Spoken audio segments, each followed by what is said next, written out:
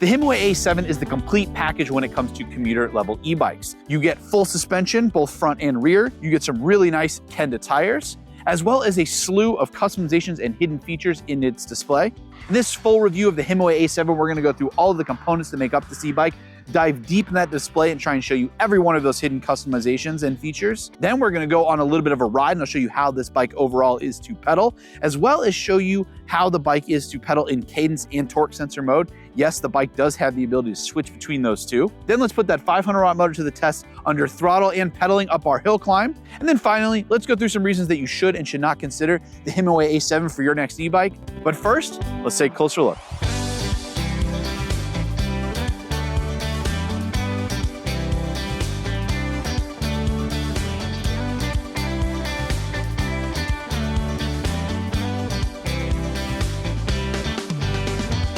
Hey everyone, I am JT from eBike Escape, and let's not get any further into this review before we talk about price. The Himiway A7 is offered at $17.99. Now, Himiway is a brand that we see frequently runs sales, so be sure to check the link in the description or scan the QR code on your screen now. That's gonna be your best way to get the most current price for this model. And if you do decide to make a purchase after either scanning that QR code or clicking that link, there's a free and easy way to show support to us here at eBike Escape. Thank you guys so much in advance for all of the support. So very quickly, who is Himiway? Himiway is a brand that we think here at eBike Escape was one of the first companies to offer a fat tire e-bike. And now they've kind of delved into making e-bikes that cover every facet. They make everything from a kid's bike all the way up to a full suspension, almost mountain bike equivalent mid-drive e-bike. Now on the subject of mid-drives, the A7 here does come in two variations. You have the A7 like we see here, which has a hub drive motor, as well as the A7 Pro, which is offered at $23.99 and has a mid-drive motor. Now this review here is gonna focus completely on the A7 hub drive version. So what do you get for that $17.99 of the A7? Well, starting out, you get the option between three colors. You have this really nice blue, and then the options between a red as well as a white. There is only the one frame option, which is gonna be the step through here, which has a pretty nice low step over height. You do have to go a little bit higher because of this reinforcement here, but still not too bad. My knee goes just a bit past 90 to get over. Now very quickly, let me show you what a 5'7" rider with a 29-inch inseam look like on this bike. Very easy to get on and off with that step through. And once you're actually on the bike, very easy. I can easily get full leg extension here. Quite a bit of seat height there. Now this e-bike comes in at 73 pounds, complete with battery, and Himiway claims if you take the battery out, it has about 64 pounds.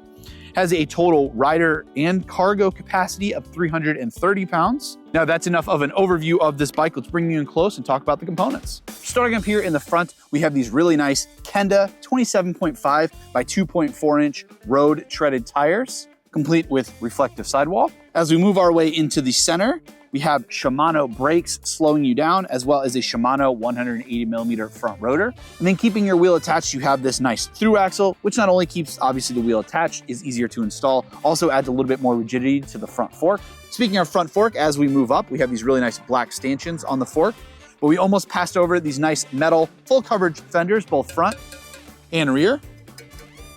And then coming back up to the fork, we have this 120 millimeter front fork, which is unbranded, has a lockout knob on the right, as well as a preload knob on the left. And something that I don't commonly see on commuter e-bikes is gonna be, you have a rebound adjustment knob down here on the bottom. Gives you a little bit extra customization, really dial in that ride. Let me go ahead and give that fork a couple quick pushes for you.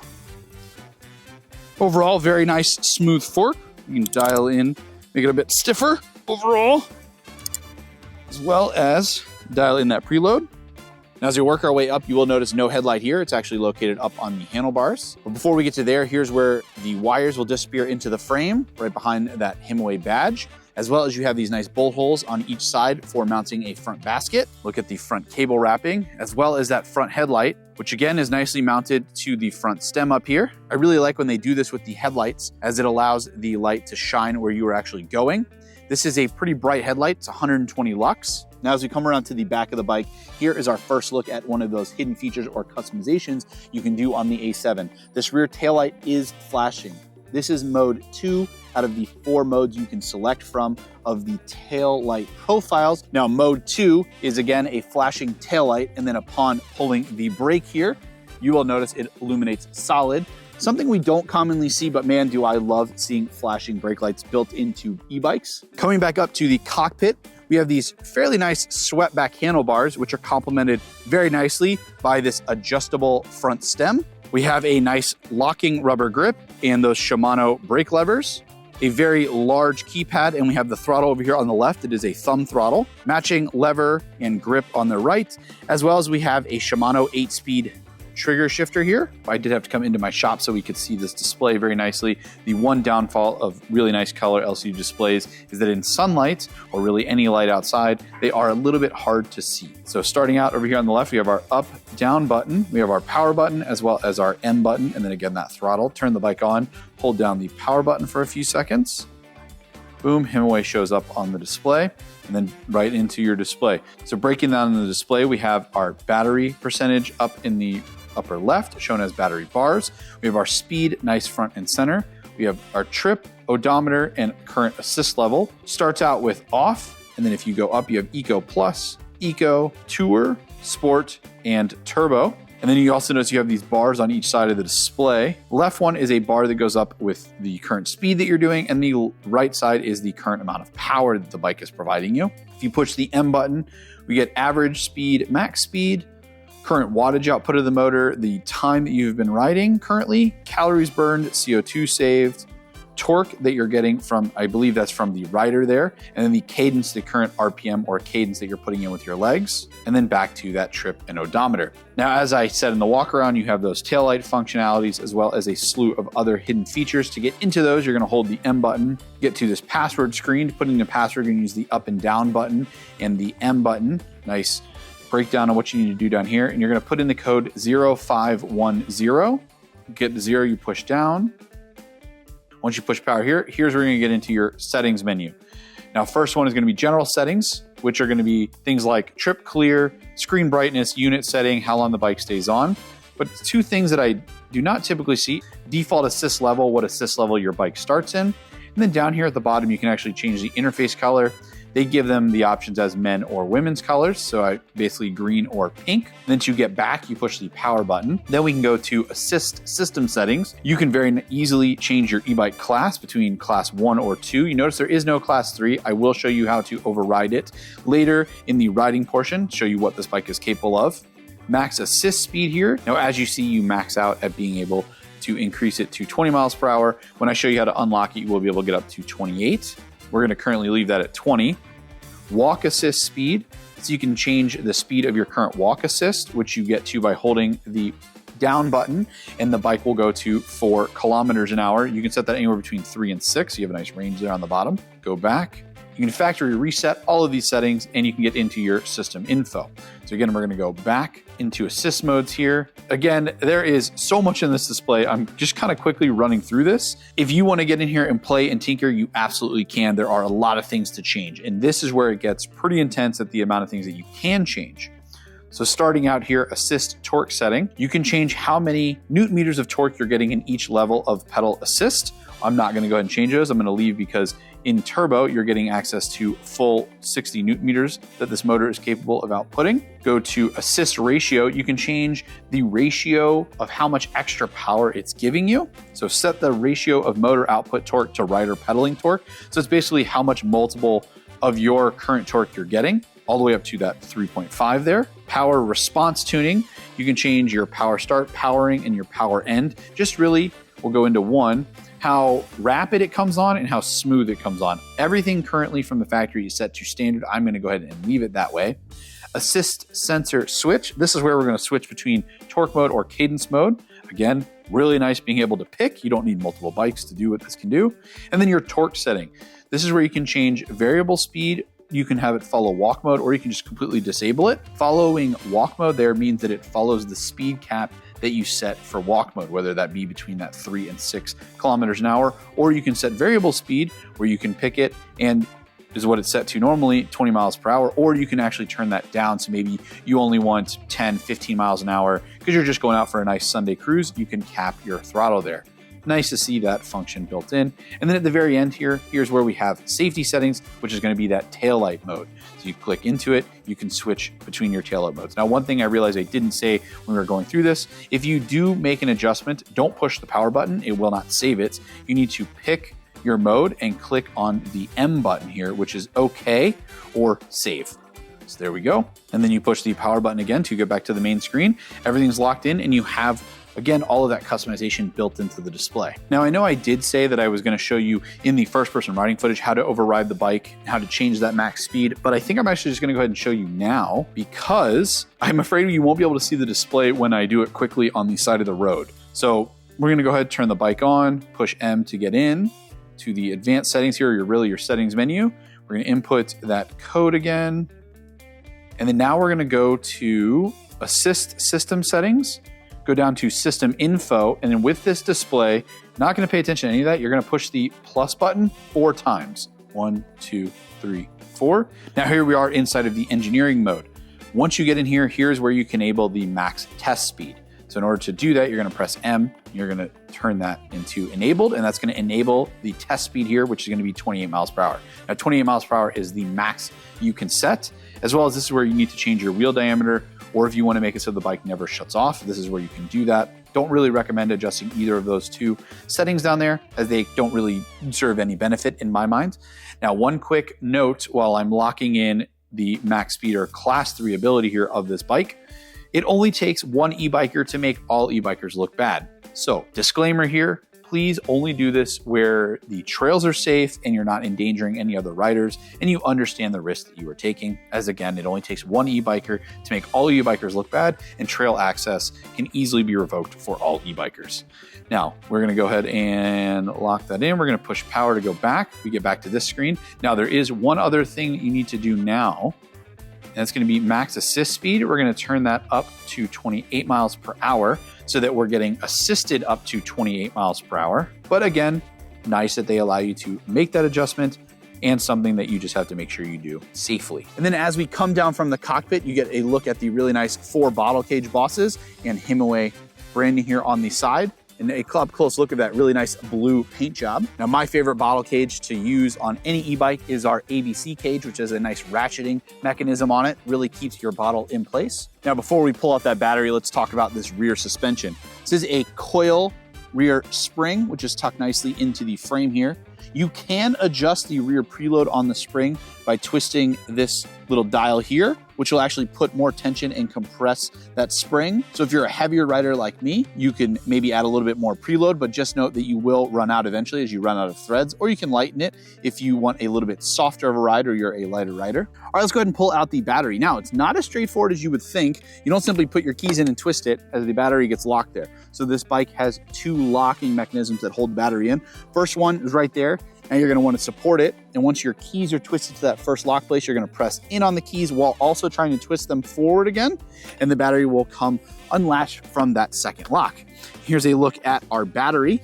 Has a charging port over here on the side, as well as a 4 LED illumination of the current charging state of the battery. Now, this is a LG celled UL certified battery pack. That means it is UL 2271 certified. This is also a 15 amp hour battery pack right there. And Himiway claims that you can get somewhere between 50 and 80 miles out of this battery. It's going to, of course, all depend on your rider weight as well, pedaling condition, and how much throttle you're using. We like to transport all of our batteries in our flame and water resistant bike case battery bag here, which we sell on our shop.ebikeescape.com store. Nice way to transport your battery. Pull the battery back out of our bag here. To get the battery back in, very easy. Line up the bottom here, and then you simply just pull the battery in, listen for a click, get your keys out, and I have to give the battery a little shake. Definitely don't want your battery falling out while you're riding. And then over here on the other side of the bike, this is your charging port. Do not confuse this with your key port. And again, the battery can be charged both on or off the bike via that charging port right there. And then coming down from the battery, we have this really nice cover door here. You can see the torque sensor peeking out there. Metal pedals here with some pretty good sized pegs on them. Here's a look at the 4-link Himiway suspension here in the rear. Now, one thing about a full suspension e-bike is that you do have to do maintenance on these bearings every once in a while. So if you get a little bit of extra play or wiggle or clicking sounds when you're hitting bumps, it could be these rear linkage joints. Nice that they put the torque specs there on the side of the bolts. We have our nice kickstand back out of the way. Shimano rear caliper, as well as Shimano rear rotor. We have this nice strap here, which goes over the rear rack. The rear rack is also complete with pannier bag hangers here on the side. And here are the specs for the rear rack. And then for the keen-eyed among you, you will notice this little MIK here. This is a MIC compatible rear rack, which has some really nice click on, click off accessories. And as we come around to this side of the bike, here's a look at the Himiway branded 500 watt nominal, 900 watt peak motor, which has a claimed output of 60 newton meters of torque. We're gonna be putting all of those newton meters to the test up our hill climb. And then also helping you put some of your own power to the ground, you have a 13 to 32 tooth rear freewheel, and shifting the chain over those rear gears, you have a Shimano Altus rear derailleur. And if you follow that chain all the way up to the front, we have this nice metal single-sided chain ring up here, which is a 44 tooth front chain ring. And then working our way up, here's probably the component you're gonna touch the most, is gonna be the seat. A little bit wider of a profile than your standard bike seat here, but still overall not the widest seat we have seen, nor the softest, pretty firm overall. Now I like the way that this seat has felt so far, but if I have any complaints out of it, I will be sure to address those in the final reasons you should and should not consider this e-bike. And one way to add a little bit extra cushion to the rear of a bike if you don't have a full suspension, or if you just decide that that shock is not working for you, you can always add a suspension seat post, which we have deemed the game changer accessory. We do happen to sell one that will fit the Himiway here in our shop.ebikescape.com store as well. Now that pretty much wraps up the component overview section of the A7. So how easy is it to switch between torque and cadence mode when you're actually out riding? How do each of those perform? And can that motor make it up our hill climb test? Let's find out. Our first person riding footage. Let's see what this motor on the Himiway A7 is capable of and how comfortable is it to actually pedal with that full suspension. Starting out, we're gonna actually just do a throttle test and show you what this bike is capable of off the line and how it reaches top speed. Now, the Himiway A7 does come shipped as a Class 2 e-bike, so that throttle is going to cut off at 20, as well as even pedal assisted, it's going to cut off at 20. So here we are, there we go, 19, 20 miles an hour. And it got up there pretty quickly, pretty smoothly. The bike had no problems getting me up there. Go ahead and slow it down now. Let's go ahead and see how this bike is to pedal. Now I'm gonna break this into two pedaling parts. First time we're gonna do it with the torque sensor engaged and picked. Next time we're gonna switch it to a cadence sensor e-bike and show you what the bike is capable of. Now very quickly, anybody who's not familiar with a torque sensor versus a cadence sensor, a torque sensor is going to take the power that you're putting in with your legs and actually multiply it and give you X amount of power out. Basically what that gives you, it gives you a little bit of assist while maintaining a natural pedal feel, whereas a cadence sensor bike typically has some sort of speed or wattage cap, and it's going to, in each pedal assist level, reach that cap pretty quickly. It's not gonna taper it in, it's just gonna give you all of it in that pedal assist level, and you dial in how much assistance you want via which pedal assist level you're in. With the torque sensor, as you increase your pedal assist level, that multiplier is gonna get higher. So basically you'll just get a little bit more assist. So again, first time we're gonna be pedal assist level 1 or Eco Plus on the Himiway A7. And we're going to see how the bike is to pedal. So getting off the line, give myself a little bit of throttle just to get going. I'm gonna shift all the way down here to 1. And remember, we do have 8 gears to work through, which is gonna add to that pedaling feel even a little bit more, which is kind of nice. So here we go. Gear 1, I'm doing about 8, 9 miles an hour. I definitely have to shift up second, probably even third to start getting a little bit of resistance on my legs. It's nice to have those lower gears when you're going up a hill, which we're gonna test right after this. But just riding on flat ground, I'm actually almost already into 4th, doing about 9, 10 miles an hour here. And I'll probably even go all the way up into 5th. Now, one nice thing about this display, one of the many nice things about this display actually, is on this display here, on the display, I don't know if you'll be able to see it, you can actually switch to torque, which is what you're putting in, and your cadence, so it'll measure those for you. So just for everybody's reference out there, typical cadence when riding is about 50 to 60. That's a very casual cadence. The higher the cadence number, the more rotations you're putting in with your legs. So like I said, I'm gonna try and maintain a 50, somewhere between 40 and 60. So that feels pretty natural for me. So now that we're on this, I'm maintaining 55 cadence and I'm getting about, it's kind of nice, gives you the current newton meter output of the motor, getting about 20 newton meters there, 12 miles an hour. Let's go ahead and shift it up into Eco. There we go, I'm seeing somewhere into 20 newton meters now, maintaining that 60 RPMs with my legs. 12 miles an hour, pretty easy. Very comfortable e-bike overall with that adjustable stem and of course full suspension soaking up all of those bumps. I would even kick it up now to Tour. Still staying in 5th gear here. And 12, again, maintain that 60. Again, maintain that 60 RPM cadence. 13 miles an hour, got about a mile per hour there. But seeing, let's see. Didn't see the newton meters of torque the motor is putting out jump up. Let's go ahead and actually jump it over to here where we can see how much wattage the motor is actually currently putting out to us. Looks like we're getting about 130 watts in Tour. Kick up to Sport. that number almost immediately jumps up to, I don't know, 200. Yeah, somewhere between 150 and 200. And for anybody who has never seen a torque sensor e-bike, so right now, keeping that easy cadence here, I'm gonna go ahead and kick it up the pressure with my legs, and immediately we jump up to about 500 watts. 18, 19, I have to shift up here to 6, 20 miles per hour there while pedaling. And again, we did override the bike, so I believe we can get up to about 28 miles an hour. I don't know if the gearing is gonna let us, as we are already into 7th, doing 21 miles an hour. Again, this is only in sport. Let's go ahead and drop down that cadence again real quick and kick it up to turbo. And let's see here, just trying to maintain that nice easy cadence. And the bike almost instantly wants to rocket me up. I'm getting 500 watts here. Easy cadence on my legs, 15, 16 miles an hour. So the bike seems very geared towards being able to maintain 20 miles per hour pretty easily, somewhere between 17 and 20. As I'm in 8th gear, not a lot of resistance on my legs. And we're doing about 19, 20 miles an hour now. Let's go ahead and see what this bike is like to pedal up to 28 miles per hour. So I'm gonna give the cadence a little bit more oomph here. Switch to here, so we're getting about 68, 70, 80 RPMs out of my legs. Let's see here, 85, 86. We're almost touching that 60 Newton meters out of the motor. And looks like 25, 26. I did see 27 on the GPS there for a minute. Now my RPM is up in the hundreds, it's 101.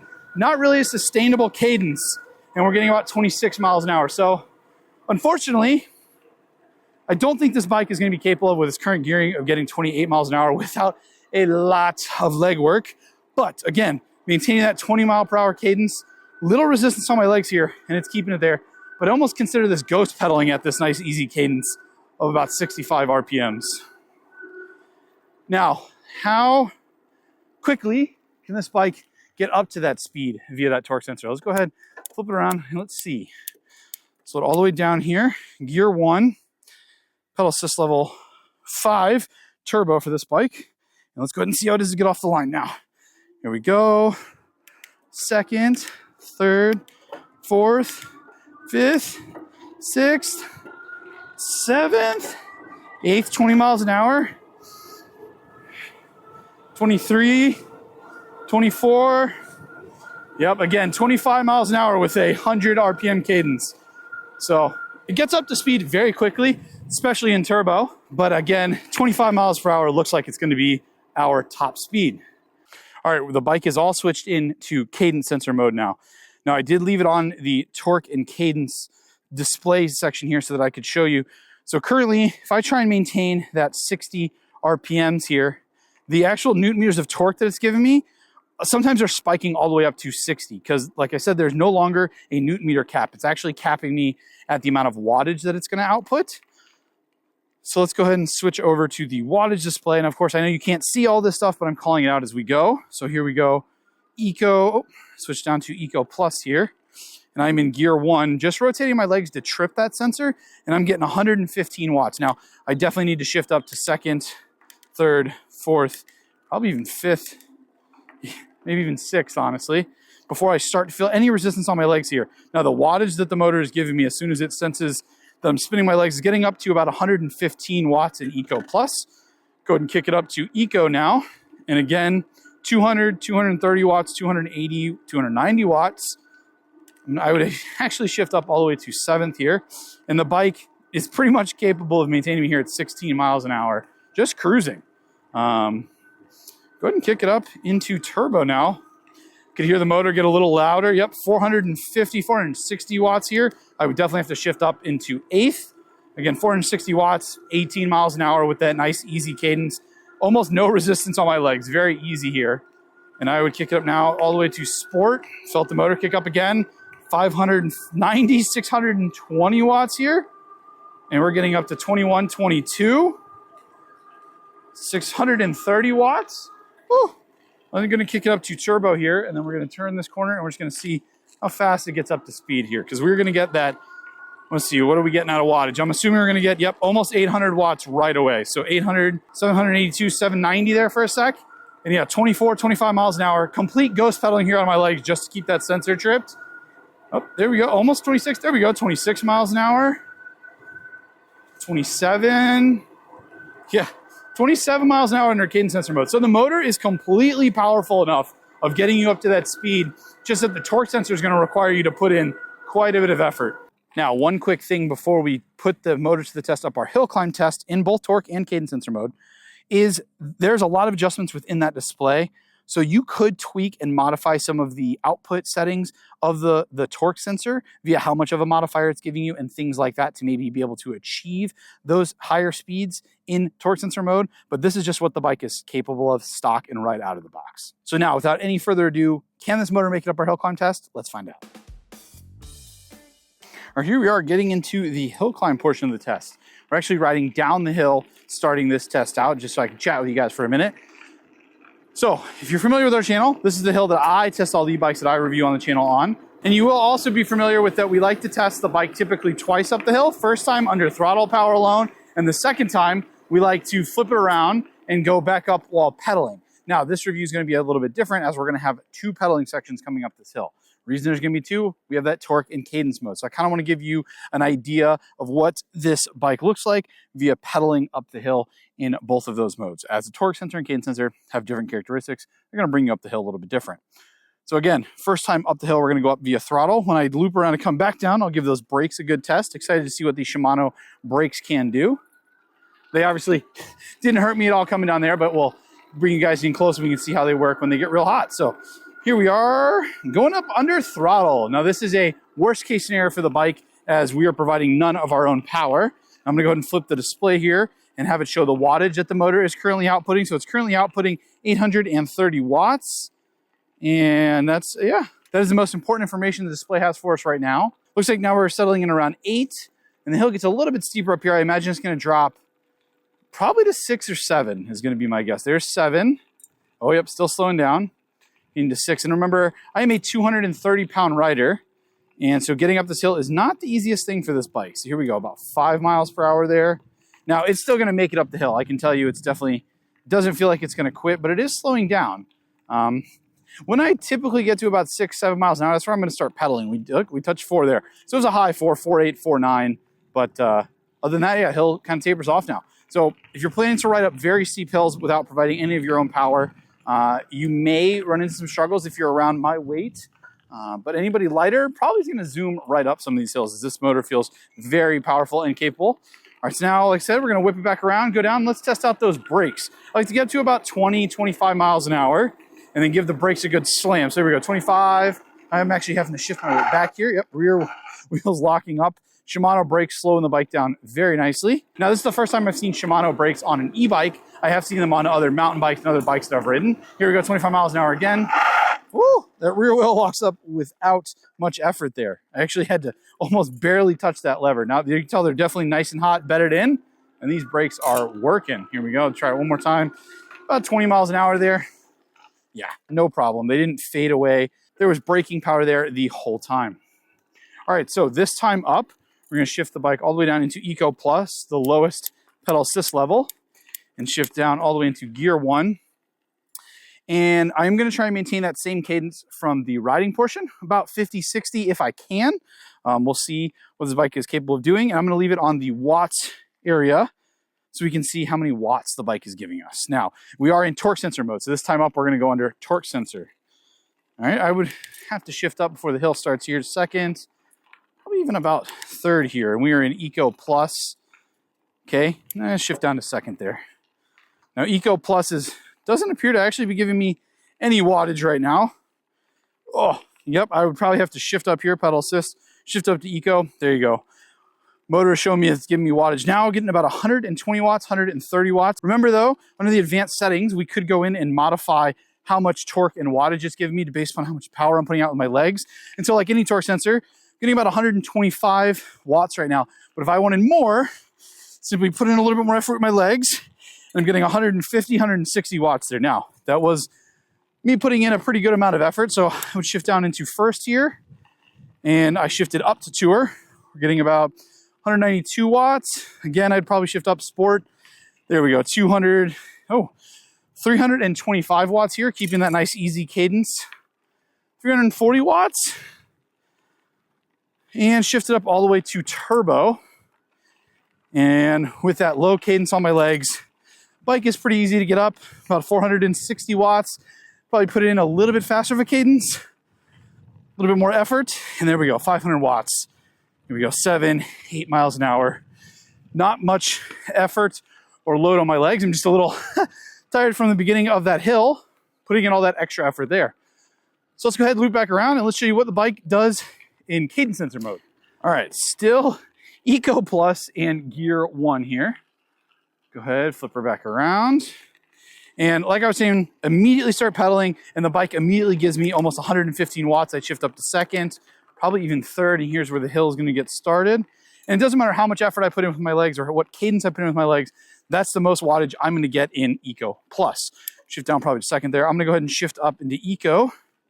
And again, instant wattage jump, 300 watts, 2 to 195. There we go, we just saw 300. I'd probably kick it up again to Tour.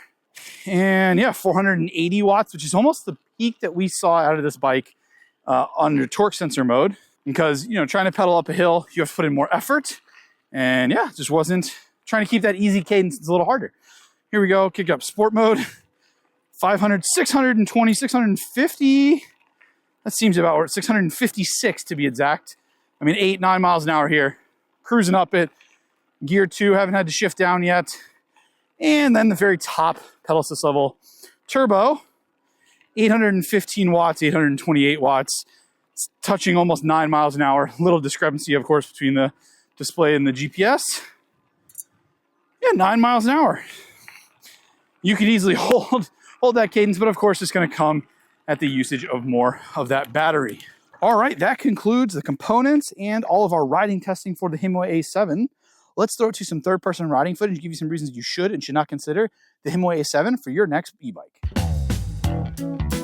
The Himiway A7 is an e-bike that if I didn't know any better, I would say was made with direct input from the YouTube's comment section. Some of the most common comments on our review videos are that this e-bike should have been full suspension and not just have a front fork, or this bike should have had a torque sensor over a cadence sensor, or vice versa. And the Himiway A7 took both of these complaints and handled them beautifully, all while coming in at a wallet-friendly price of just $17.99. Now, that is not the most affordable e-bike that we've reviewed, but with this component and feature set list, the A7 does a pretty good job justifying it. The Himiway A7 is a full suspension step-through e-bike that is a complete package, which means you get a UL certified bike, Shimano brakes, 8-speed drivetrain, a through-axle front fork that even has rebound adjustment, an adjustable stem, fenders, and even a MIT-compatible rear rack, which makes swapping out rear accessories really quick and super easy. So when I say complete, I mean it. This bike is ready to handle anything you can throw at it, of course after a little bit of assembly. Taking this bike out for my first ride, I was immediately hit with how smooth the ride was, thanks to those Kenda Street tires and of course the dual suspension. The motor, while only being 500 watts, peaked just shy of 900 watts and carried me, a 230-pound rider, up our hill climb under throttle power only with relative ease. Now, while pedaling in torque sensor mode, it was hard to get past 21 miles per hour, but thanks to the ability to switch to cadence sensor mode, I had no problem reaching 28 miles per hour once of course switched over. It's really the best of both worlds. That customization within the display doesn't stop at the sensor selection. Himiway has given you the ability to tune every pedal assist level down to how strong each one of them is, and heck, they even give you up to 4 modes that actuate how the taillight/brake light functions. The list could go on, but just take my word for it. The display customization goes deep, something that again shows how after the heart of the comment section, Himiway has set the A7 up to be. Now, is the A7 perfect? Not quite. To keep that price down, Himiway did have to make a few trade-offs. The biggest one has to be the gearing. Pedaling at speeds past 21 miles per hour had me ghost pedaling, which in turn made it difficult to get past that 21 mile per hour speed in torque sensor mode. The battery is only a 15 amp hours, which is the middle of the road for capacities, but there are larger options, especially once you get closer to that $2,000 price point.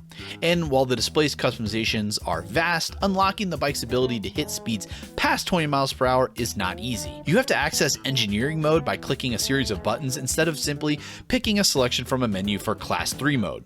It just felt a bit off. And of course, one that is pretty common at this price point is going to be a one-size-fits-most frame, which could leave some riders on the low and higher end of the height ranges feeling maybe a bit off when riding. Some other curiosities worth noting is that while Himiway is not new to e-bikes, they are a Chinese-based brand. Not that there's anything wrong with that, but we do not have a good read on their customer support, really good or bad. And while I love the taillight and mode selection, I wish that some of those mode options also modified the headlight. Maybe something I can ask for in the comment section of this video. So if you want to pick up your very own crowd favorite Himiway A7, we'll have a link down below in the description, or just give that QR code a scan. Both are free and easy ways to support us here at eBike Escape. Thank you all so much in advance for all the support. I have to give props to Himiway. They have managed to come out with something differentiated from the crowd and offer some premium features at a very competitive price. So if you're in the market for your own highly adjustable and customizable full suspension commuter that is packed with features, consider picking up your own Himiway A7. And if not, tell us in the comment section below what Himiway missed or what they might include on the next gen A7 to earn your stamp of approval. They are clearly paying attention. Thank you all so much in advance. Ride safe, everyone, and we'll catch you all in the next one.